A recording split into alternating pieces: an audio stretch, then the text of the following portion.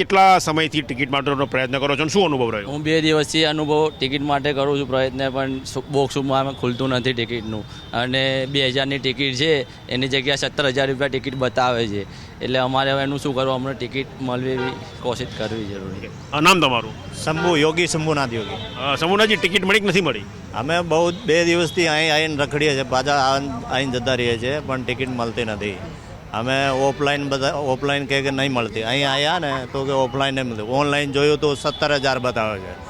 એ 500ની ticket 17,000માં બતાવે છે. અમે 2,000 આપવા તૈયાર છીએ, 5,000 બી આપવા તૈયાર છીએ, પણ ટિકિટ મળતી નથી. શું અનુભવ રહ્યો ટિકિટમાં? અનુભવ ટિકિટમાં એવું છે કે આપણે ક્રિકેટના બહુ શોખીન છે. આપણે ટિકિટ જોઈએ છે પણ ટિકિટ મળતું નથી. બુક માય શો ઉપર કેટલી વાર પણ જોયું છું, પણ આમાં કમિંગ સૂન બતાવે છે, પણ અહીંયા ખિડકી ઉપર ટિકિટ મળતી જ નથી. આપણે ટિકિટની રાહ જોઈને કંટાળી ગયા છે. હવે લોકો અહીંયા જુઓ કેટલી ભીડ ઊભી છે ટિકિટ જોવા માટે. મેચના અમે બહુ ઇન્ટરેસ્ટ છે, પણ ટિકિટ જ નથી મળતી. તો એના માટે શું કરા તમે? શું હોવું જોઈએ? ઓફલાઈન ઓનલાઈનમાં શું હોવું જોઈએ? અહીંયા ઓફલાઈન ને ઓનલાઈન બંને ઓપ્શન હોવા જોઈએ. અમુક લોકોને ખબર નહીં પડતી ઓફલાઈન ઓનલાઈન કેવી રીતે ટિકિટ થાય, એના ઉપર બંને ઓપ્શન હોવા જોઈએ.